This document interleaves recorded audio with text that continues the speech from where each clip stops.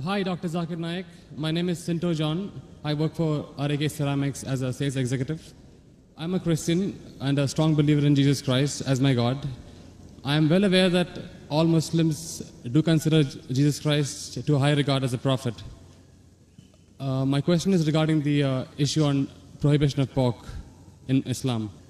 My first question is, do you consider all the words of Jesus and the miracles performed by Jesus as mentioned in the Bible? And if so, let me explain to you one thing. The premise in which Christians believe that pork or no food is prohibited is from the gospel when Jesus says that whatever comes into you goes out of you, but what comes from your heart is what makes a man pure or impure. So if you consider that, then why do you think, and if you consider Jesus as a prophet, then why do you say that pork is prohibited in Islam? And if not, what do you think Jesus meant by when he said that? Before I answer the question, I'd like to welcome the chairman of the Dubai International Holy Quran Award, Mr. Ibrahim Bumala, and also the deputy chairman, Dr. Saeed, for giving us a wonderful opportunity and making us available this hall till so late also, mashallah. I'd like to thank him. And I pray to Almighty God that He gives more opportunity for people of Dubai to hear such lectures, and so that more and more people get hidayah. And inshallah, the thawab of the people accepting Islam will also go to the Dubai International Quran Award, inshallah. To Dr. Ibrahim Bumala and also to Sheikh Muhammad, inshallah. The brother asked the question that, do I believe in the miracles of Jesus Christ mentioned in the Bible? Brother, I believe whatever is mentioned in the Bible, if it matches with the Quran, I believe in it. If it goes against the Quran, I disbelieve in it. If it does not go against, does not match, it is ambiguous. Whatever is matching with the Quran, I believe in it. As far as the second part of the question is concerned, that you say regarding the prohibition of pork, it has been nullified because Jesus Christ, peace be upon him, says, whatever comes in to you goes out, and main thing is from your heart. How does this nullify? You fail to realize that means you are not reading the Bible. Jesus Christ, peace be upon him, said in the Gospel of Matthew, chapter number 5, verse number 17 to 20, it says, think not that I have come to destroy the law of the prophets. I have come not to destroy but to fulfill. I have come not to destroy but to fulfill. Whosoever shall break one jot or tittle from the law, he will be called least in the kingdom of heaven. That means you cannot break one jot or tittle from the law. That's what Jesus Christ, peace be upon him, said. Now you pick up another verse and says, what comes into you goes out, what is from your heart, you can have pork. Where does it mean you can have pork? You are contradicting your God, Jesus Christ, peace be upon him. It says, think not that I have come to destroy the law of the prophets. I have come not to destroy but to fulfill. Unless the heavens and the earth pass away, not one jot or tittle can pass away from the law until they are fulfilled. And whosoever shall break one law or tittle, he shall be called least in the kingdom of heaven. Whosoever shall keep it and teach men the same, they shall be called great in the kingdom of heaven. Unless your righteousness exceeds the righteousness of the scribes and the Pharisees, in no way shall you enter the kingdom of heaven. So if you want to go to Jannah, you have to be better than the Jews. You have to follow each and every commandment of Moses, peace be upon him. This is the teachings of Jesus Christ. Gospel of Matthew, chapter number 5, verse number 17 to 20.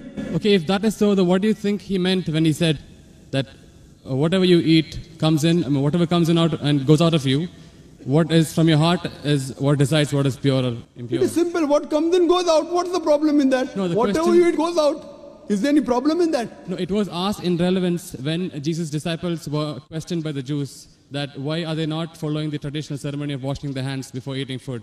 That's when Jesus replied that don't you understand that what you eat doesn't matter if it is pure or impure. What you eat, it goes into you and comes out of you. He didn't say it doesn't matter what you're eating is pure and impure. That's your saying. It's not mentioned in the Bible that way. No, it is mentioned in the Bible that what you Does it say that whether what you're eating is pure or impure doesn't matter? Does it say that? No, it doesn't say. I'm sorry. So please don't put your words in the Bible, please. Fine. But what I'm quoting is verbatim. Fine. You can check up. I'm quoting from my memory. I don't have the Bible in front of me. But you're saying, you're putting your words into the Bible. No, but he definitely said that what you eat comes out of you. Of course, what you eat has to come out. What you eat has to come out. We are human beings. He wouldn't simply state that for, I don't know, for no man's sake. It is simple. What you eat comes out simple. Your heart means it is from your heart. That means your heart should follow the commandment. No, because what Jesus he- Christ, peace be upon him, said earlier, don't break one jot or tittle. So if your heart is in it, you will not break a single jot or tittle. Simple explanation. Fine, You but don't he have to was- be a doctor of divinity. He was trying to prove the Jews wrong by saying that it is not important. No, not that- at all. He wasn't trying to do that. That's what you think. That's what the church tells you. It's plain black and white. No, Jesus said you cannot break one jot or tittle from the law. So I'm- where is he telling the Jews to break the law of Judaism? He's not telling that. He is not giving any indication for the Jews to break the laws of Judaism. He is telling them to obey it. It is your understanding of the Bible. Nowhere does the Bible say that. He did think that the Jews were not completely obeying the laws. They had- Correct, I agree with you. They were not completely obeying because they did not believe in the fulfillment of the Messiah. Because the Jewish scripture says there's a Messiah to come. We Muslims, we believe in it. The Jews don't believe. So he was trying to explain to them, I am the Messiah. But that doesn't mean he was trying to break the laws of the Jews. He was trying to fulfill. Think not that I have come to destroy the law of the prophets. I have come not to destroy but to fulfill. Simple. I am asking you, do you have pork, brother? I'm sorry? Do you have pork? Yeah, I occasionally. That means you're not a good Christian. You're not a good Christian. Even occasionally you break one law or a tittle, you shall not go to Jannah. Not Quran says that, Bible says that. Even if you have pork and you break one law or a tittle, you shall not go to paradise. You shall not enter eternal life. And you said that you are a practicing Christian. You said you believe Jesus Christ is God. I don't believe Jesus is God, but I follow his teachings. I love him more than you. This is what Jesus said. It's from the heart. This is the explanation of your worth. It's from my heart. I love him. I love Jesus Christ. Peace be upon him. Do you? I don't think so. It is I do. theoretical, not I from do. your heart. Verbally, yes. No, I do very strongly. So if you strongly believe in Jesus Christ, peace be upon him, why are you disobeying him? Why? Why are you disobeying him? I don't think I am disobeying him until now. But I'm quoting you from the Bible, Gospel of Matthew chapter 5 verse 17. Think not I have come to destroy the Okay. law of the prophets. And Okay. I've given you quotation from Leviticus chapter 11 verse 7 to 8, Deuteronomy chapter 14 verse number 8, Book of Isaiah chapter 65 verse number 2 to 5. References. Okay, if that's the case, in the Old Testament it is said that an eye for an eye, a tooth for a tooth.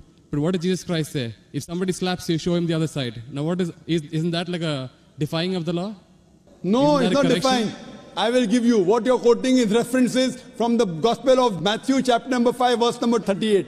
Okay. I will give the quotation. I don't want the quotation, I want the answer for my question. But first I'll give the quotation reference, then I'll give the answer. Na? Fine, fine. I always give with proof. You believe without proof, you can do that. I am a man of proof. With references from your scripture. Okay.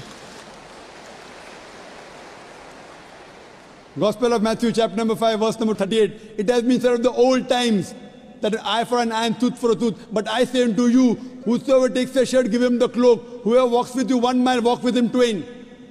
Whosoever offers you one cheek, offer him the other. That's it.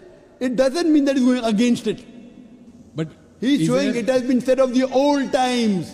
But those two laws don't correspond. They are totally different. They're totally against each other. But those things, what Jesus Christ, peace be upon him, said, it's trying to get remedy. People misunderstood. They misunderstood the law. An eye for an eye and tooth for a tooth means there should be justice. That doesn't mean someone by mistake, a child is playing cricket and if the ball hits the eye, that doesn't mean you break his eye. People misunderstood the message. He was correcting it. Same way how you misunderstood the message that Jesus said had pork. Where did he say have pork? It means that people misunderstood. They are following the law by the letter, not by the spirit. What you have to realize that it means that if by mistake someone is playing cricket and suppose the ball hits the eye, that doesn't mean that you have to take the eye of the boy. So you have to follow the law in the spirit. And you have to see the meaning of it. That's important. That's what Jesus Christ, peace be upon him, tried to explain. I'm asking the question, will you follow Jesus Christ, peace be upon law today? If someone slaps you on one cheek, will you offer the other? There are many people waiting in the queue. Will you do that? I'm sorry? There are many people waiting in the queue. Okay. Will you follow Jesus' law? If someone slaps you, will you offer the other? No, but that is wrong then. According to me, it is wrong. According to you, it is correct, na? You believe Jesus Christ is your God, peace be upon him. Yes. If someone slaps you, will you offer the other? So you can come on the stage here. We'll have many people slapping you. I didn't understand actually. It's not clear. That verse of the Bible also says someone slaps you on one cheek, offer the other. Yeah. Do you believe in that law? I do, yes. So if someone slaps you, will you offer the other cheek? Exactly. If I don't, that means I'm disobeying his laws. That's it. Okay, suppose if I tell that from today, everyone will come and hit you on the cheek. Maybe once or twice you'll offer. Will you offer always?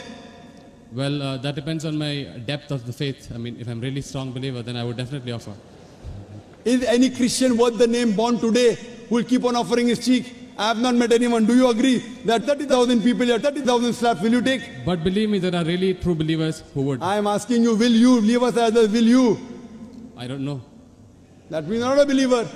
That's I what don't we know realize is the it is. question. I don't know is the Therefore, what answer. we realize that every prophet came and for remedy. Today, Muhammad Sallallahu Alaihi Wasallam has come and he said, depending upon the situation, if it is by mistake, an eye for an eye and tooth for a tooth is wrong.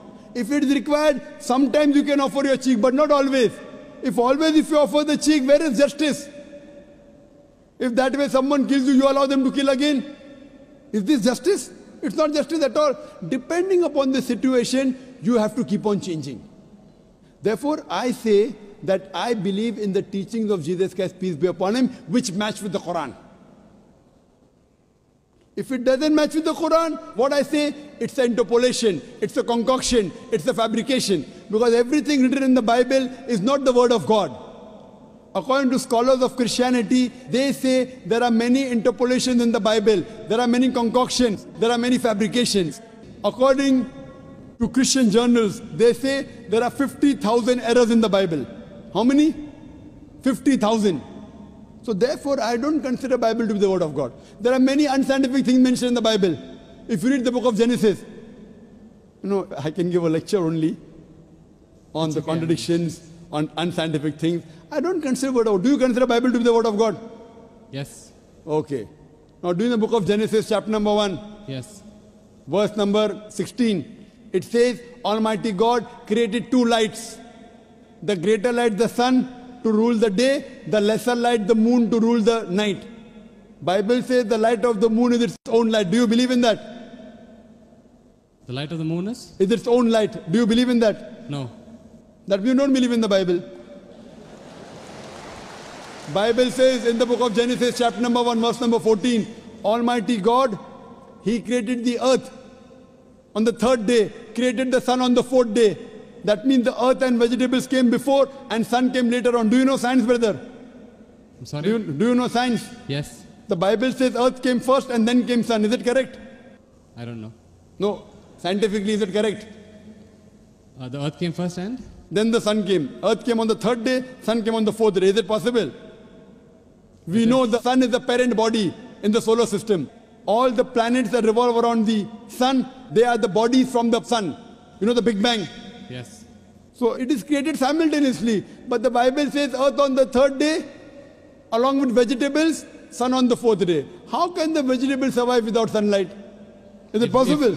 If God can make it that way, why not? But do you believe in that? See, what God can do, but will God do something which is wrong? Illogical thing God will do. See, reasoning with God, I don't think it is in our scope. It is beyond our scope. It is not in your scope, but in the scope of human beings like me. God has to be logical. You can't be illogical. Then if you say illogical, then you believe every monkey, any stone, any tree is God. But what Brother, what our brothers in India do, everything is God for them. And then you say, don't argue with God, don't reason with God. So then you start worshipping the stone also. Brother, you can't be illogical. Seek ye the truth shall free you. Thank you. So hope you seek the truth, brother. Sure.